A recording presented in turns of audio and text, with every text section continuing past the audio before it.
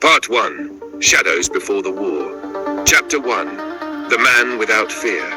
The rain had stopped 10 minutes earlier, the city had not. Sirens echoed through the financial district as hundreds of people poured into the streets, searching for somewhere safer than the place they had just escaped. Smoke climbed between the glass towers. Emergency vehicles struggled to move through the chaos. No one understood what had happened. Only one thing was certain: something had gone terribly wrong. Jacob stepped out of an unmarked vehicle. He didn't run, he never did. Running spread panic. Walking spread confidence. His boots touched the wet pavement. One step, then another. Around him, police officers shouted conflicting orders. Paramedics carried the wounded. News helicopters circled overhead. Someone pointed toward the tallest building. There! Jacob followed the finger. The upper floors were dark. Too dark. Power hadn't failed. Someone had turned it off. On purpose. His communicator vibrated. A calm voice answered before he spoke.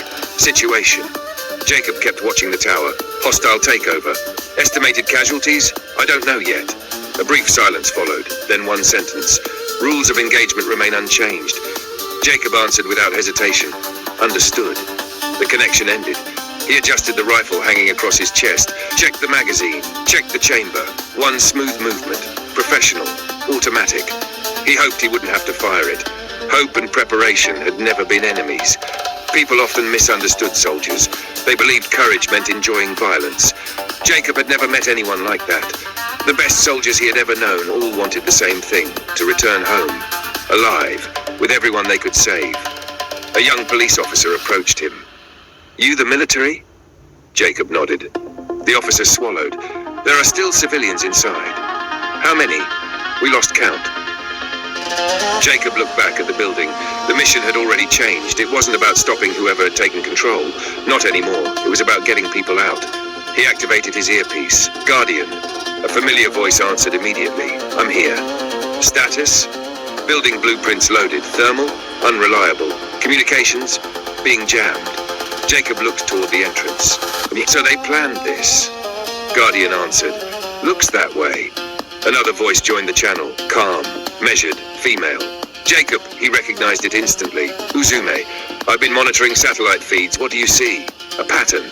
Jacob frowned. "What kind of pattern?" A short pause. "The kind that tells me this isn't the real objective." Jacob remained silent. He trusted her instincts. She almost never spoke without a reason. "If you're right, then we're already late." Uzume didn't answer. She didn't need to. Jacob took one slow breath. Around him, everyone was preparing for a battle. Inside the building, someone else had already planned the next one. He started walking toward the entrance. The automatic doors opened. The lobby was completely empty. Too empty. He stopped. Something wasn't right. A single metallic sound echoed somewhere in the darkness. Jacob slowly raised his rifle. The silence disappeared. Someone, or something, was waiting inside.